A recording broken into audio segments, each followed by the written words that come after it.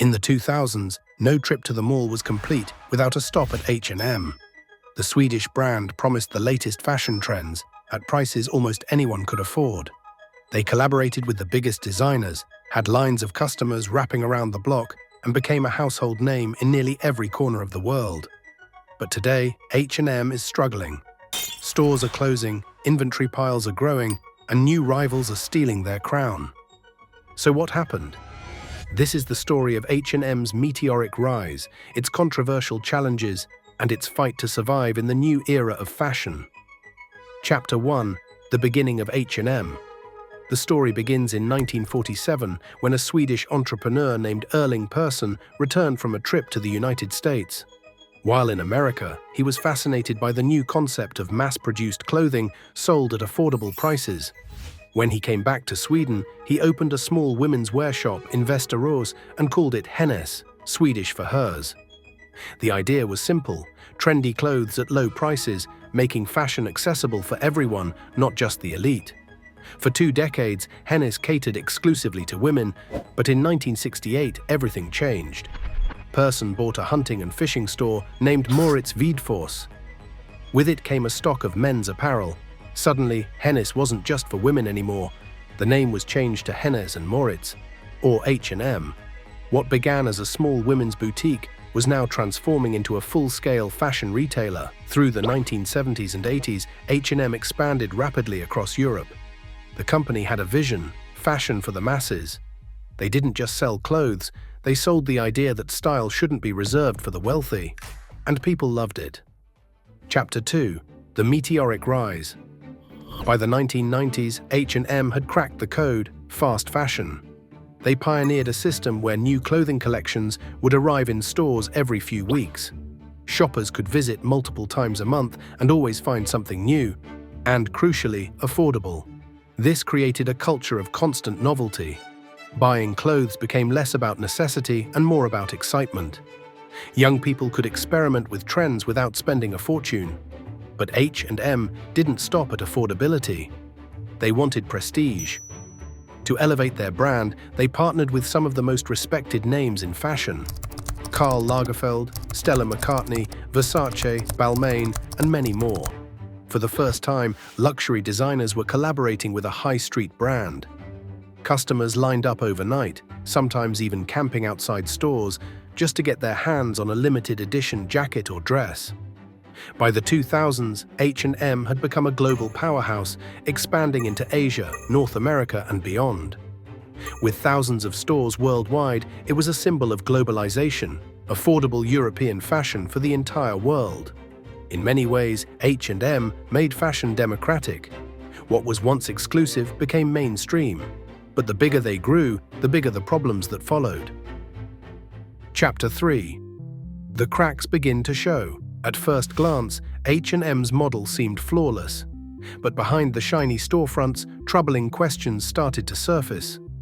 Fast fashion had a dark side. To keep prices low and collections fresh, H&M relied on massive global supply chains, with factories in countries like Bangladesh, Cambodia, and China. Reports of low wages, poor working conditions, and unsafe factories began to emerge. Then came the environmental backlash. H&M was producing billions of garments every year, many of which were worn only a few times before being discarded.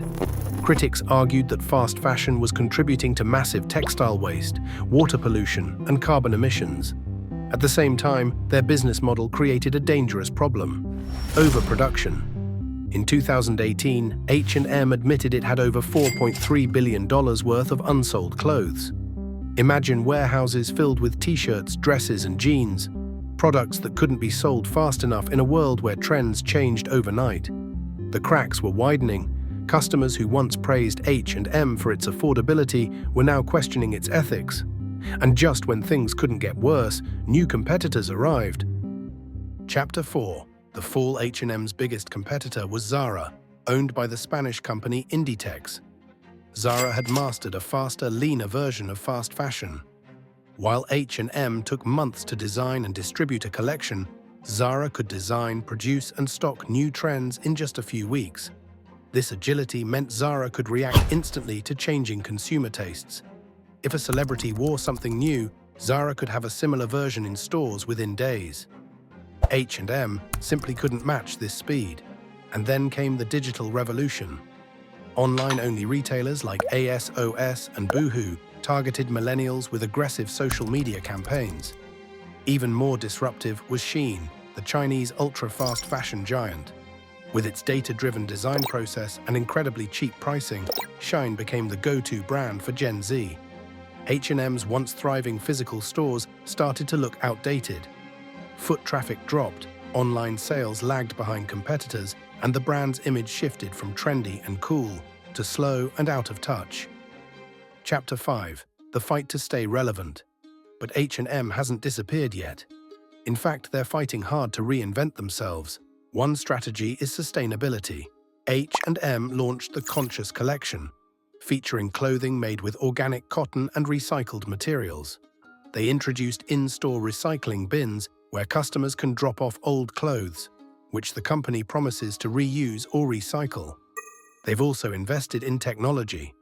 Using AI and advanced supply chain systems, H&M is trying to become faster and more responsive to customer trends. Online shopping has become a major focus, with digital-first campaigns, influencer collaborations, and even experiments with virtual fashion. But challenges remain. Critics argue that H&M's sustainability efforts are just greenwashing, marketing without real impact. And while they've cut back on overproduction, the rise of ultra-fast fashion apps still makes them look slow by comparison. H&M's journey is one of the most fascinating in retail history. From a small Swedish store in 1947 to a global fashion empire, it reshaped the way people think about clothing. But the very model that made it successful, fast fashion, may also be its undoing. Today, the world is more aware of environmental impact, labor rights, and the dangers of overconsumption. So where does that leave H&M? They still have over 4,000 stores worldwide and one of the most recognized fashion brands on Earth. But if they can't reinvent themselves as a leader in sustainable and digital fashion, they risk fading into retail history, overtaken by faster, leaner, and cheaper rivals. The question is, will H&M adapt and survive? Or will it become another fallen giant in the brutal world of fashion retail? So what do you think? Can H&M pull off a comeback? Or is the fast fashion giant doomed to collapse under its own weight? Let me know your thoughts in the comments below. And if you enjoyed this deep dive into H&M's story, don't forget to like, subscribe, and hit that bell icon for more business stories from the world of fashion, tech, and beyond.